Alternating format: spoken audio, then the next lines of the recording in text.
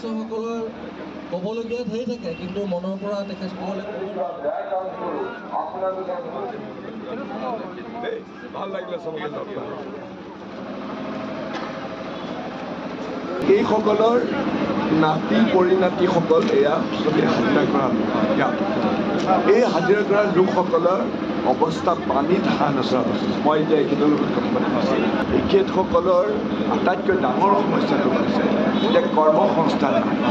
তেওঁলোকৰ ঘৰে ঘৰে নিবনুৱা আছে। মই এইখেতৰ লগত কথা পাতি ক'লে যে তেওঁ দৈনিক হাজিৰা কৰিবলৈ ওলাই আহে ৰাতিপুৱা 6:30 তেওঁ যদি দৈনিক হাজিৰা তেওঁ নাপায়, সেই দিনটোত যদি নাপায়, কিবা নঘটে, তেওঁৰ ঘৰৰ চৌকা জুই নঘটে।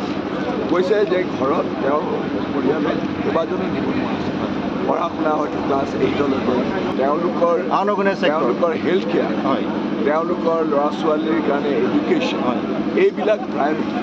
চৰকাৰে কেৱল কিছুমান আধ্যমন্ত লোকৰ কথাহে চিন্তা কৰে।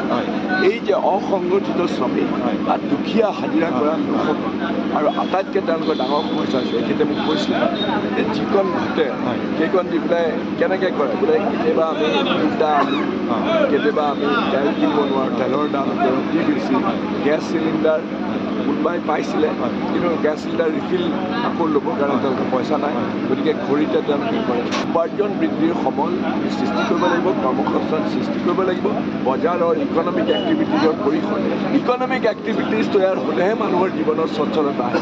তাৰ সলনি চৰকাৰে ধাৰ লৈ হিতাধিকাৰী সৃষ্টি কৰিছে, যিটোৱে আমাৰ অসমীয়া জাতিটো মোৰ মতে এনেধৰণে কিবা এটা দিব আহে 1000 টকা অৰুণোদয় দিব, কিন্তু চিলিণ্ডাৰ দামটোৱে 1200 টকা। গতিকে এইবিলাকে আমাক আচলতে একো উপকাৰ নকৰে।